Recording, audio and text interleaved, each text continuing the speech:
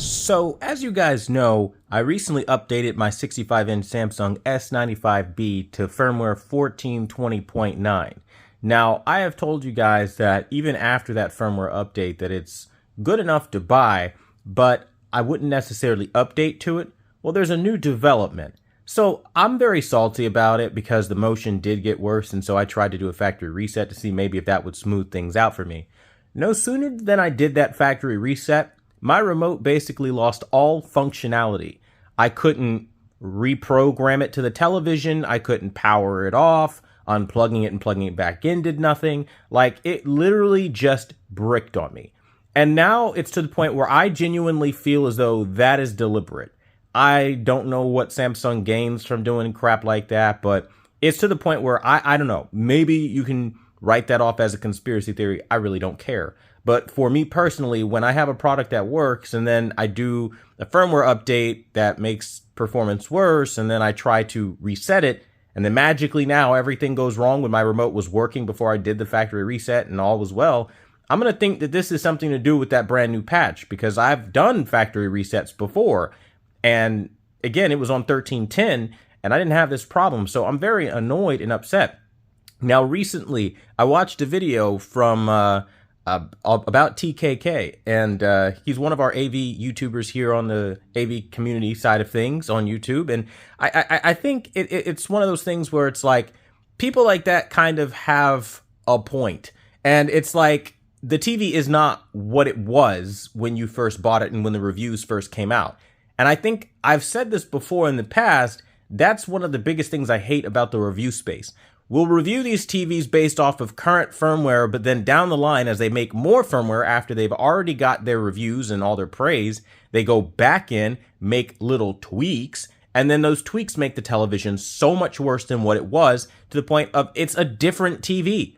It G-shit has worse motion. Like, this for me is incredibly infuriating and frustrating that they are able to get away with this, and nobody says shit to them. It's like, yes, pardon my French and all that, but you'd be pissed off too if you paid $2,000 for a product and then you go to do a factory reset because you're not happy with a recent update. And then the response to that update destroys basically your functionality to even operate the TV at all. It was literally stuck in the welcoming screen for the initial setup. Couldn't do anything about that. These are the kind of issues that should not exist. And then that's just one of the many issues, like I said in my prior video. The fact that color space is still broken in movie mode, so you can't calibrate correctly. The fact that they falsely advertised what you could get out of the smart calibration feature. And I'll add another one. The fact that you generally don't have a real eye comfort mode because all it does is adds more blue light. It's like they almost think you're an idiot. Like, the whole point of eye comfort mode is to reduce the blue light, which in turn reduces eye strain because blue is one of those colors that fatigue the eyes a lot more. And it's just every time I look at these updates from these TV manufacturers, consecutively and consistently, two companies have been the absolute worst, Sony and Samsung. Their TVs, for whatever damn reason, always get worse after updates for me. And I don't know why it's like that, but it's always been this way. So for me, I'm annoyed. I'm annoyed so much to the point where, like, I mean, obviously my day one Samsung S95B that's playing right here is gorgeous. This is the best TV on the market, but they're no longer at that level. And I think this is the most important part about reviews. Openly talking about this and admitting when something is just not as good as it used to be. And again, the cons are starting to outweigh the pros. And the fact that I can't do a factory reset without my television basically losing functionality, now we've officially reached the deal-breaking mode. And it's to the point now where I'm totally going to get rid of it. I'm going to ditch it 100% because there is no avenue where out of the years I've been reviewing TVs that it is acceptable for a television to have so many damn flaws and keep getting a pass and keep getting, well, it's quantum dot OLED, well, it's pretty, it's got color. That shit does not impress me as much as the user experience. And the user experience is becoming one of the worst I've ever experienced on a premium product. And it is entirely on purpose at this point. You cannot say that this was an accident, like you didn't mean to make the television crappier with these updates, when very clearly I'm watching performance dips in areas where day one, it didn't have them. And Again, for people saying that like Samsung paid me off, where are you now, right? I was so happy with my 55-inch S95B. All these people came out, oh, he's a Samsung shill. No, I am one of the only guys out here that will tell you after all the reviews are said and done, after everybody collected all of their VIP treatment and all of their monetary gratuities, that you know what? This maybe isn't a great experience after a while. And again, it has nothing to do with the fact that you bought the wrong TV, but if you update this TV, I cannot say it enough. You will ruin your TV. Do not update. Stop updating your TVs. I've been saying this for years. I'll say it again. Please stop updating these TVs. It does not exist. There is no benefit to constantly improve a product that they have full intention on discontinuing. You need to remember that when you're buying these TVs and when you're updating these TVs, because you can end up like me. Now, I took one for the team. I did firmware 1420.9 so that you don't have to. I won't be doing that shit again on a newer TV, and come 2023, every TV is just going to be on day one firmware, because from this point forward, I'm going to have to operate from a basic understanding of you either listen to me on the do not update your TV line that I've been saying for the better part of over 5.5 years, or you're just going to ignore it and do whatever you want, and then you're going to end up with a lesser TV, and it's going to be totally your fault, because I have given so many accounts of this over the years where it's like I have shown proof after account of this update culture that people believe in, really lessening your products. And don't just take it from me. Many of these companies have been sued before because updates destroy phones and things like that. You are crazy if you think that that does not extend to TVs. That is not a conspiracy theory. That is just the way that business is operating. It's more lucrative for you to run out next year and to buy something else, or to start looking at your TV around the time CES comes out and think, you know what, maybe this isn't so great. Now, they usually, from my experience with Samsung with the Q8FN from 2018, they did fix it, I think 2 or 3 months after CES, after they got you on that hype train and they got their money from you, then they fixed it. But I am not going to wait for them to fix shit that should never have been broken and isn't broken on my day one Samsung S95B. You know, back when they were trying to impress the market with QD OLED to make a name for it. And now here we are. So my message is quite simply this.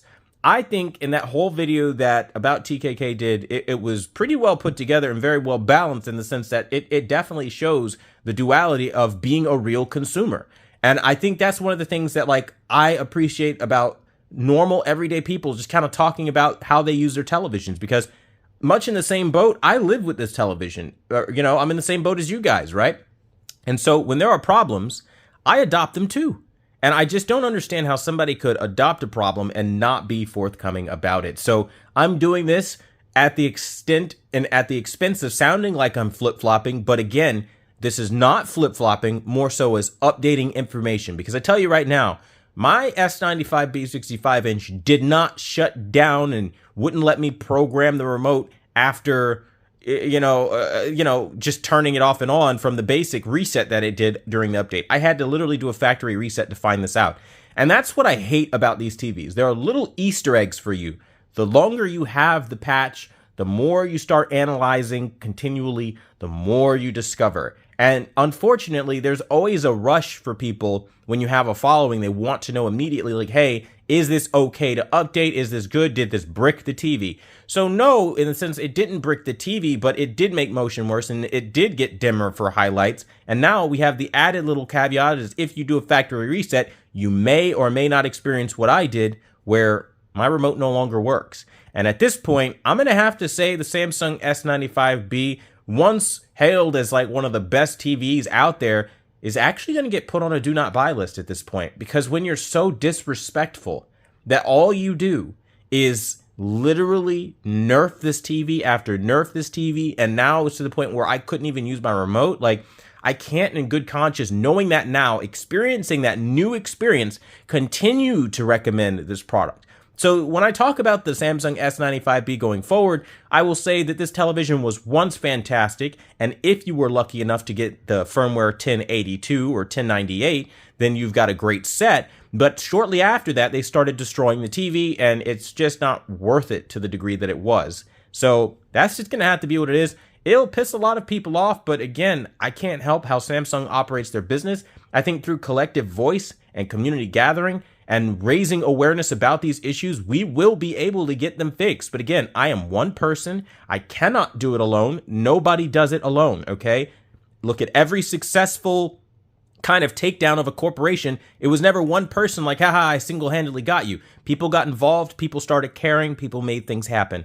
And so that's what I'll say here. I'm not impressed that they continuously do this. I'm very upset by this. I really am, if you can't tell. I am genuinely angry because it didn't have to be this way. Like, all they had to do was improve an already great product, but it appears to me that there is no benefit from Samsung to do so because, I don't know, maybe this isn't their flagship direction, maybe, I don't know. And frankly, I don't care.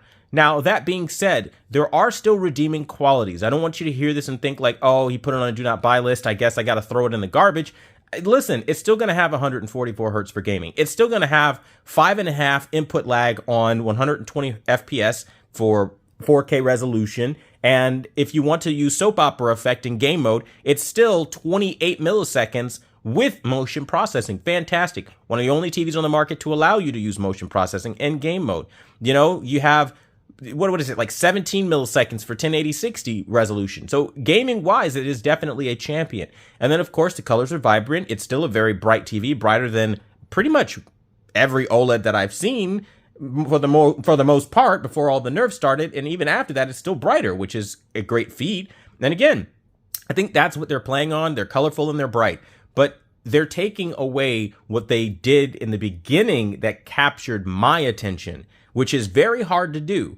Because I look at very particular points like, again, are you rendering contrast correctly? Are you keeping motion buttoned up even when motion processing is on? Are you offering the right amount of features?